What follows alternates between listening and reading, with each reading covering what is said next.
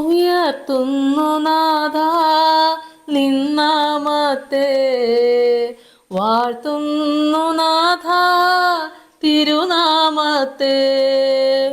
ഉയർത്തുന്നു നാഥ നിന്നാമത്തെ, വാഴ്ത്തുന്നു നാഥ തിരുനാമത്തെ. കർത്താവിൽ എനിക്ക് ഏറ്റവും പ്രിയപ്പെട്ടവരെ, 75 സങ്കീർത്തനം 4 മുതലുള്ള വചനഭാഗങ്ങൾ നമുക്ക് വായിക്കാം. ഡംബം കാട്ടരുതെന്ന ഡംബികളോടും കൊമ്പുയർത്തരുതെന്ന ദുഷ്ടന്മാരോടും ഞാൻ പറയുന്നു, നിങ്ങളുടെ കൊമ്പ് മേലോട്ട് ഉയർത്തരുത്. ശാഠ്യത്തോടെ സംസാരിക്കുകയും വരുത്. കിഴക്ക് നിന്നല്ല, പടിഞ്ഞാറ് നിന്നല്ല, തെക്ക് നിന്നുമല്ല ഉയർച്ച വരുന്നത്. ദൈവം ന്യായാധിപതിയാകുന്നു. അവൻ ഒരുത്തനെ താഴ്ത്തുകയും മറ്റൊരുത്തനെ ഉയർത്തുകയും ചെയ്യുന്നു. ആമേ സ്തോത്രം.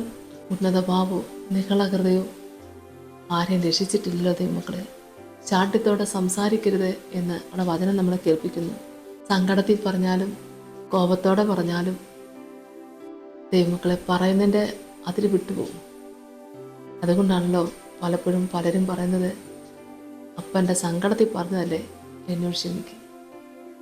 ചിലപ്പോൾ ചിലർ പറയും, അന്നേരത്തെ എൻ്റെ കോപത്തിൽ പറഞ്ഞതാ, എന്നോട് ക്ഷമിക്കുക.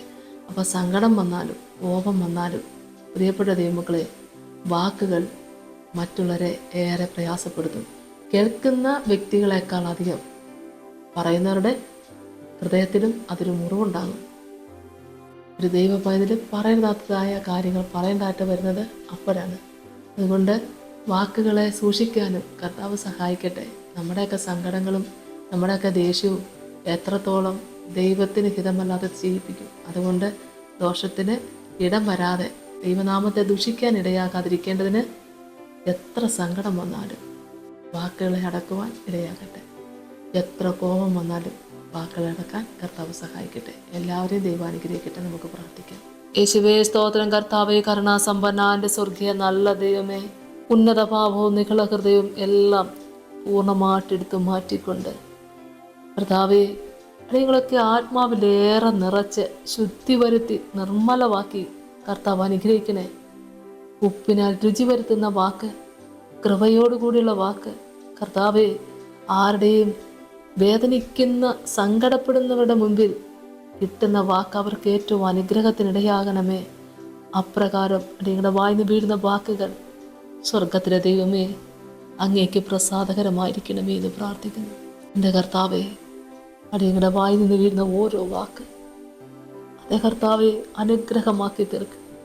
വാക്കുകൾ കൊണ്ട് ആർക്കെങ്കിലും മുറിവേൽക്കണ്ടായി വന്നിട്ടുണ്ടെങ്കിൽ പിതാവേ അവയെല്ലാം പൊറുക്കണമേ എന്ന് പ്രാർത്ഥിക്കുന്നപ്പാ.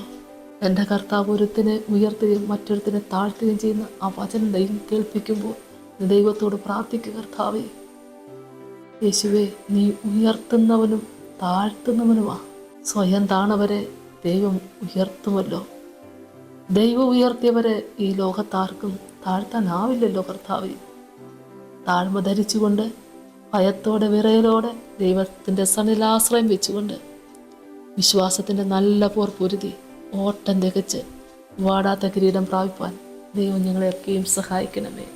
യേശുവിൻ്റെ നാമത്തിൽ തന്നെ ആമേൻ. സ്തോത്രം.